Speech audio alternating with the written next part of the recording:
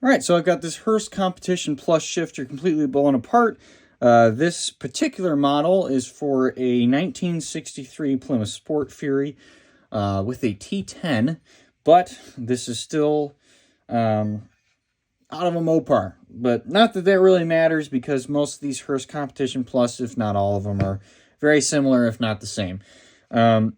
This one in particular is definitely a OEM or stock one, because it does not have the adjustable shifter stops. And I want to make another video or do a mod where it adds in those shifter stops, but just not very high on my priority list right now. But let's go over each of the pieces of the shifter, and yeah, we'll get into this. So this right here is obviously your actual, I want to just call it your shifter itself. This is what transfers your shift lever, which we'll go over that in a second. Your shift lever to your shift gates, which we'll go over that in a second as well. This allows you to go back and forth. I can't move it any more than that because there's heavier springs in there, and it's not too easy to move. So, yeah, and that has a very important job. I could go over each of the individual pieces here, but it's not quite. And what I'm doing here is I'm just greasing this up. So when I put it back in there, it moves a little bit more freely. All right. So let me put that back down there, and then we will go over how they're assembled. So these two right here are called wave plates. These are your wear points in your transmission. This is where your gates are going to ride on to make sure that they don't wear down the cage or the shifter we just talked about. Okay, and these are your gates. There's 3 of them in a 4-speed, 2 of them in a 3-speed, and these particular ones are your first and second, and your third and fourth. The way you can tell the difference between those two is because this one has the oblong hole, and this one has the round hole. The oblong hole is actually for this little plunger here, so you can see when I put that on there, the 1 and 2 fits on there, and this is your reverse one. This is the one that goes on the very inside of your transmission, well, after the wave plate, and that fits on there, and then your 1-2 goes on there, and then I put that on backwards. Your 1-2 goes in there, and then your 3-4 goes in there. And you can see it sits flush on there. So in a neutral position, 3-4 is going to be your main gear there. All right, so let's put those back down.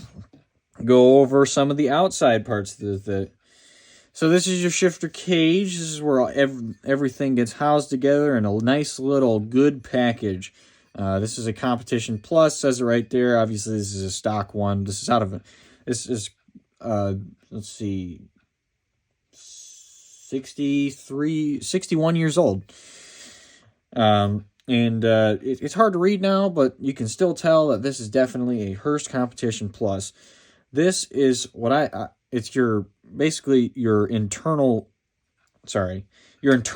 retainer. It's the one thing that holds all of your guts in other than your pivot pin. This is where everything that I just showed you, minus obviously the cage and the retainer, this is what everything rides on.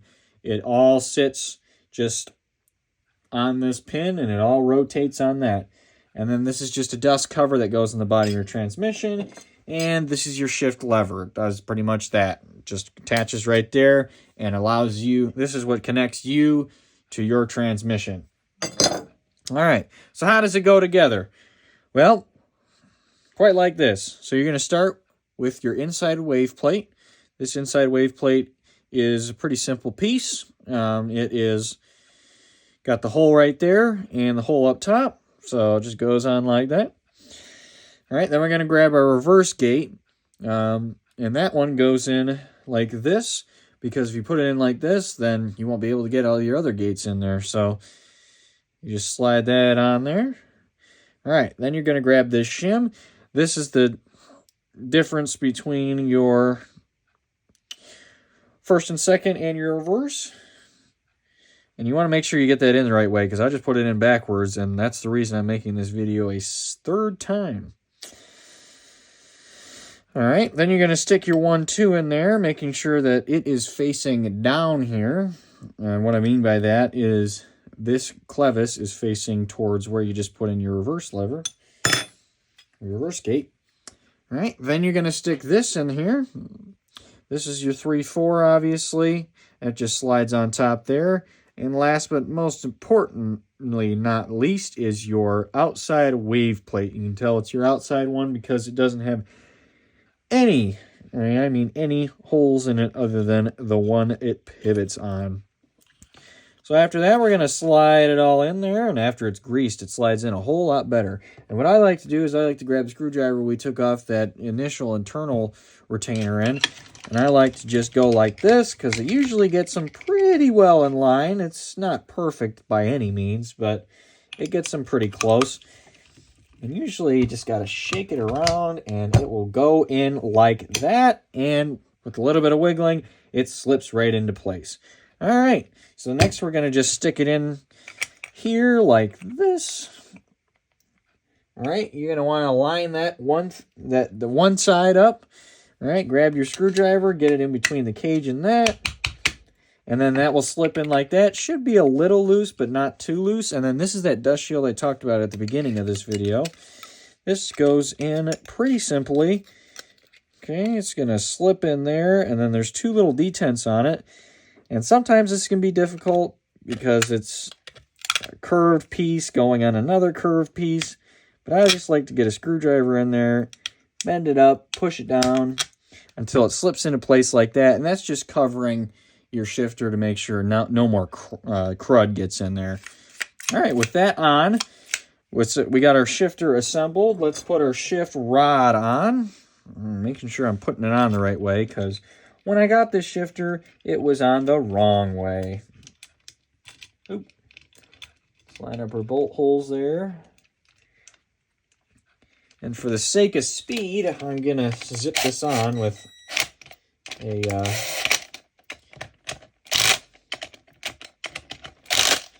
little impact there. It doesn't have a whole bunch of torque, so I wouldn't worry about that. All right, let's head to the bench and make sure that our job well done is job well done.